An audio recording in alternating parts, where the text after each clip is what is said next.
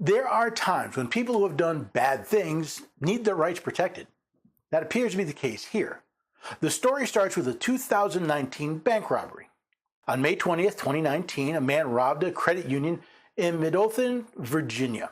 Local police officers learned from witness interviews and surveillance footage that the robber had approached the credit union from a corner of an adjacent church while appearing to talk on a cell phone, but they could not find out anything more, and the robber remained at large.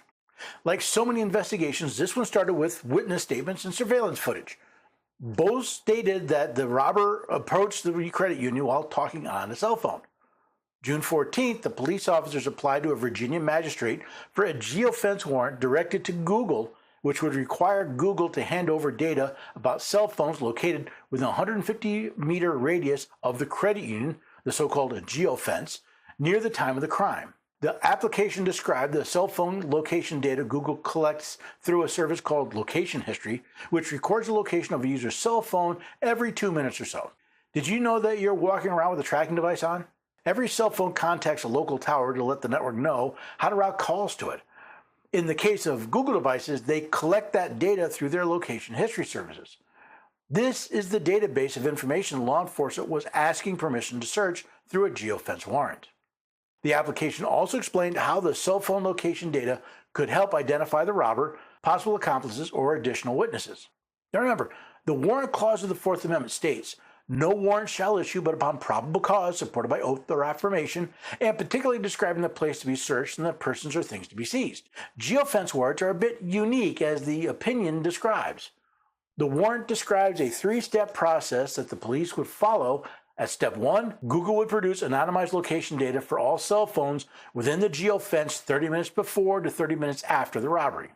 The first step in this geofence process is a list of cell phones within the designated geofence area and a period of time.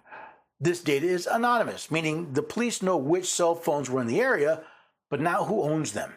Now, at this point, the only information being provided is the location and phone identifier. At step 2, officers would attempt to narrow the list, and Google would provide additional anonymized data for that narrowed list, consisting of cell phone locations both inside and outside the geofence during a 2-hour period surrounding the robbery. Now, step 2, law enforcement narrows the list to devices they are interested in. Google then provides data over a greater period of time and no longer bound by the geofence. And at step 3, officers would further narrow the list, and Google would turn over identifying information, including names and phone numbers for users on the final list.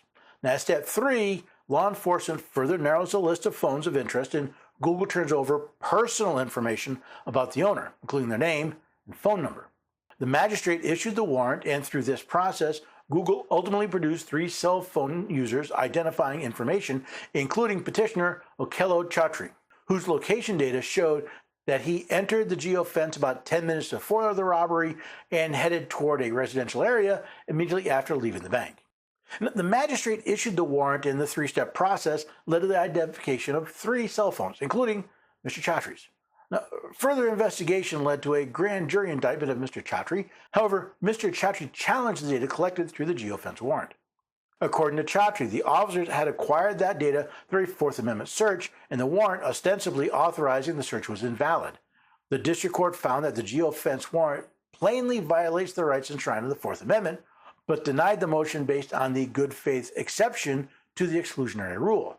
A divided panel of the Fourth Circuit affirmed on different reasoning, holding that no search occurred because Chaudhry did not have a reasonable expectation of privacy in 2 hours worth of location history data voluntarily exposed to Google. The Fourth Circuit granted rehearing en banc and affirmed in a 1-sentence per curiam, with the court dividing evenly on whether a Fourth Amendment search had occurred. This court granted certiorari solely on the question whether the police violated the Fourth Amendment in obtaining Chaudhry's location data. 2 federal courts, for 2 different reasons, denied Mr. Chaudhry's motion. Do these reasons hold water?